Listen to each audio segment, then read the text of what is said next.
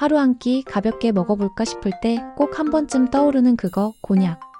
쫄깃한데 칼로리는 낮고 배는 또 묘하게 부르죠? 투더리군TV입니다.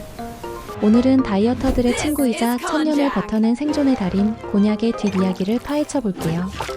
곤약, 사실 이건 식물이 아니라 뿌리에서 나오는 젤이에요. 정확히는 곤약 감자라는 국은 식물에서 뽑아낸 글루코만난이라는 성분으로 만드는데요. 마치 땅속에서 캐낸 보물 같은 셈이죠. 이 곤약 감자는 크기가 축구공만 하고 무게는 3kg까지 나간다고 해요. 우리한텐 낯설지만 일본에선 무려 1000년 전부터 먹어왔다고 해요.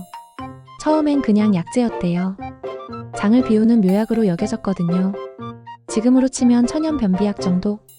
일본의 옛 의서에는 위장을 깨끗하게 하고 몸의 독을 빼낸다고 기록되어 있어요. 그런데 말입니다. 이 곤약이 본격적으로 음식으로 자리 잡게 된 데는 사무라이들의 까다로운 입맛이 한몫했어요. 전쟁터에서 자극적인 맛보다 속 편한 음식이 필요했거든요. 매일 칼부림하는 사람들도 위장 관리는 중요했나 봅니다. 특히 가마쿠라 시대에는 무사들이 곤약을 말려서 휴대식으로 가져갔다는 기록도 있어요. 가볍고 오래 보관되면서도 물에 불리면 바로 먹을 수 있으니까 완벽한 전투 식량이었던 거죠. 거기에 불교 문화까지 더해졌죠. 살생을 피하는 승려들이 고기를 대신할 만한 식물성 재료로 곤약을 택한 거예요. 덕분에 승려의 고기라는 별명도 생겼다죠. 고기 없는 고기라니 어찌 보면 최초의 대체육 아닌가요? 교토의 유명한 사찰들에서는 곤약으로 만든 정진 요리가 지금도 전해져 내려오고 있어요. 여기서 끝이 아니에요. 곤약은 에도 시대에 들어서면서 요리의 주인공이 됩니다.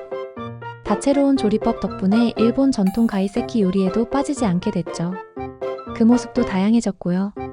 면처럼 뽑아내어 곤약국수, 작게 썰어 탕에 넣는 곤약조림, 심지어 곤약 스테이크까지. 진짜로 변신의 귀재네요. 에도 시대의 요리책을 보면 곤약 요리만 해도 수십 가지가 나와요. 곤약을 얇게 저며서 꽃 모양으로 만든 곤약 사쿠라, 칼집을 넣어 비틀어서 만든 곤약 매듭 같은 장식적인 요리부터 된장에 절여서 만든 곤약 미소즈케까지 있었어요. 근데 말이죠, 이 곤약의 진짜 매력은 따로 있어요. 바로 거의 흡수되지 않는다는 점.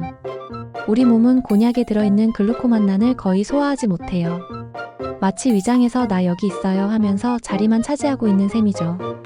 그래서 포만감은 주는데 칼로리는 거의 0에 가깝죠. 100g당 고작 5칼로리 정도예요. 같은 양의 밥이 150칼로리인 것과 비교하면 정말 놀라운 수치죠. 게다가 물을 만나면 몇 배로 불어나니까 다이어트 식단엔 완전 딱 자연이 만든 위밴드라고 해야 할까요? 실제로 일본에서는 곤약 다이어트라는 게 하나의 트렌드가 될 정도였어요. 하루 한 끼를 곤약으로 대신하는 거죠. 근데 재밌는 건 이 다이어트법이 에도 시대에도 있었다는 거예요. 당시 미인의 기준이 날씬한 체형이었거든요. 재밌는 건 요즘은 이 곤약이 일본을 넘어 전 세계로 뻗어나가고 있다는 거예요. 미국에선 미라클 누들, 유럽에선 제로 파스타 같은 이름으로 팔리고 있대요. 네이밍부터 벌써 다이어터들 심장을 두근거리게 만드네요.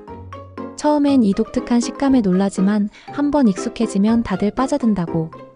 일종의 곤약 중독이랄까요? 특히 서구권에서는 저탄수화물 다이어트인 키토 다이어트가 유행하면서 곤약에 대한 관심이 폭발적으로 늘었어요. 파스타를 포기할 수 없는 이탈리아 사람들도 곤약 파스타를 시도해보기 시작했다니까요. 한 이탈리아 요리사는 곤약 파스타에 진짜 파스타처럼 알덴테 식감을 주는 방법까지 개발했다고 해요. 최근엔 식감도 업그레이드되고 있어요. 젤리처럼 말캉한 것만 있는 게 아니라 탄력 있고 쫄깃한 식감까지 연구되고 있대요. 곤약을 튀기면 과자처럼 바삭해지고 굽거나 말리면 스낵처럼 변신도 가능하대요. 심지어 곤약쌀, 곤약 디저트까지 등장했으니 진짜 곤약계의 포켓몬 진화 수준이에요. 한국에서도 곤약의 변신은 계속되고 있어요. 떡볶이용 곤약떡, 곤약 젤리, 심지어 곤약 아이스크림까지 나왔다고. 곤약 아이스크림은 일반 아이스크림의 10분의 1 수준 칼로리로 만들어진대요. 진짜 다이어터들에겐 꿈의 디저트죠. 그런데 여기서 한 가지 놀라운 사실. 곤약은 단순히 다이어트 음식이 아니라 건강면에서도 꽤 대단해요. 수용성 식이섬유가 풍부해서 장 건강에도 좋고 혈당 조절에도 도움을 준다고 해요. 콜레스테롤 수치 개선에도 효과가 있다니 진짜 1000년 동안 살아남을 만했네요.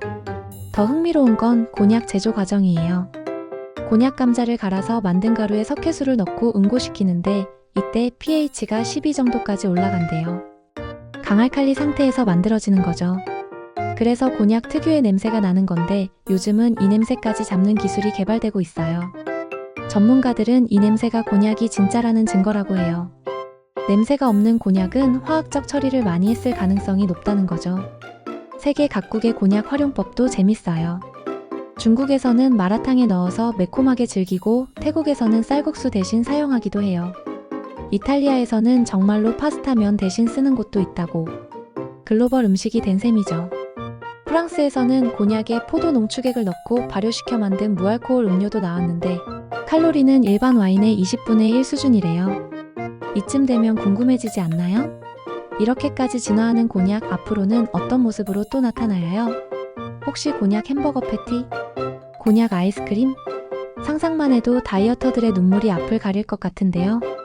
실제로 연구진들은 3D 프린팅 기술과 결합해서 원하는 모양으로 곤약을 만들 수 있는 기술을 개발하고 있대요. 햄버거 패티 모양, 스테이크 모양, 심지어 생선 모양까지 만들 수 있다고. 천년을 버텨낸 곤약의 비밀은 결국 변화에 적응하는 능력이었던 것 같아요. 약재에서 음식으로, 전통 요리에서 다이어트 식품으로, 그리고 이제는 전 세계인의 건강 파트너로 말이죠.